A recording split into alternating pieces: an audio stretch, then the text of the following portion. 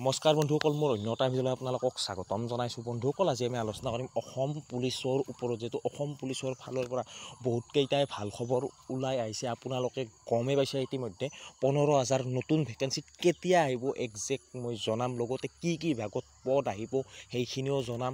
Commando বেটেলিয়নত পদ থাকিবনে নাথাকে, লগতে 10 মাৰ্ক যে দিয়া হ'ব, 10 মাৰ্কটো অসম পুলিচত থাকিবনে নাথাকে। CM ছাৰে আজিৰ পৰা 4 মাহ আগতে কি কৈছিল, থাকিব কৈছিল নে নাথাকে, গোটেইখিনি কথাই এই ভিডিঅ'টোৰ মাধ্যমেৰে আপোনালোকক জনাবলৈ চেষ্টা কৰিম।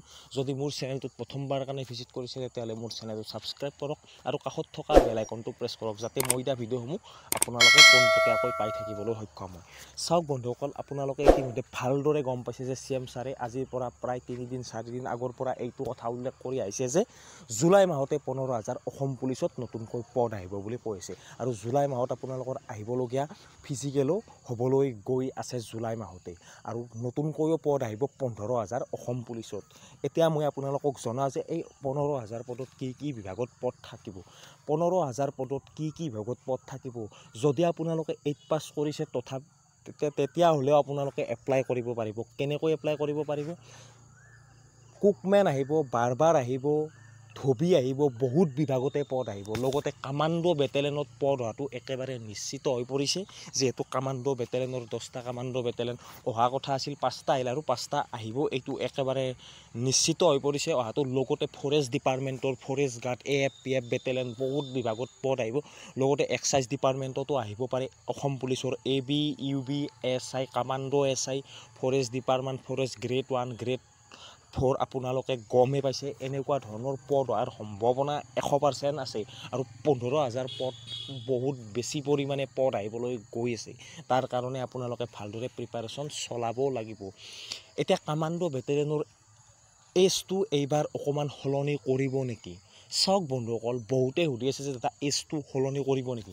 কামাণ্ডো বেটেলিয়নৰ বয়সৰ ওপৰত কোনো ধৰণৰ অসম চৰকাৰে এতিয়ালৈকে মন্তব্য প্ৰদান কৰা নাই। হয়তো আগৰ চিলেকশ্যন প্ৰচেছৰ নিচিনাই এইবাৰো থাকিব, চেম প্ৰচেছ থাকিবও পাৰে। এইটো মই যিহেতু আমি নটিফিকেশ্যন এতিয়ালৈকে পোৱা নাই, একজেক্ট ক'ব নোৱাৰি, হয়তো থাকিব পাৰে তেনেকুৱা।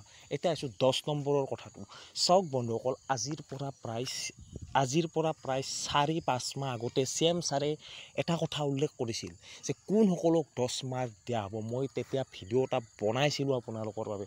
তাত CM ছাৰে উল্লেখ কৰিছিল যে 3rd গ্ৰেড আৰু 4th গ্ৰেডত চাকৰি দিয়া সকলৰ বাবে 10 নম্বৰ এক্সট্ৰাকৈ দিয়া হ'ব বুলি CM ছাৰে তেতিয়া ডাইৰেক্ট কৈছিল। 3rd গ্ৰেড আৰু 4th গ্ৰেড বুলি CM ছাৰে নিজ মুখেই উল্লেখ কৰিছিল যে 3rd গ্ৰেড আৰু 4th গ্ৰেডৰ বাবে 10 মাৰ্ক দিয়া হ'ব বুলি CM ছাৰে আজিৰ পৰা 3-4 মাহ আগতে কৈছিল। কিন্তু আজি দুদিন ধৰি CM ছাৰে কৈছে যে 15,000 পদৰ কাৰণে 10 মাৰ্ক এক্সট্ৰাকৈ দিয়া হ'ব বুলি CM ছাৰে নিজে উল্লেখ কৰি আছে। এতিয়া হয়তো সেইটো ডিচিশ্যন সলনিও কৰিব পাৰে। আপোনালোকৰ 3rd গ্ৰেড 4th গ্ৰেডৰ সলনি অসম পুলিচতো আপোনালোকক 10 মাৰ্ক এক্সট্ৰাকৈ দিয়া হ'ব পাৰে। বৰ্তমান নটিফিকেশ্যন অহা নাই, দিলে আপোনালোকে কামাণ্ডো বেটেলিয়নতো পাব।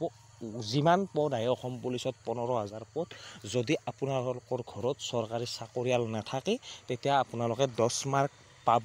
এইটো আপোনালোকৰ মতে ভাল হৈছে নে বেয়া হৈছে তলত কমেণ্ট কৰি জনাব পাৰে। আপোনালোকে যে 10 মাৰ্কটো দিয়াৰ কাৰণে আপোনালোকৰ ভাল হ'ব নে বেয়া হ'ব, আপোনালোকে নিজৰ মতামতখিনি দিব পাৰে।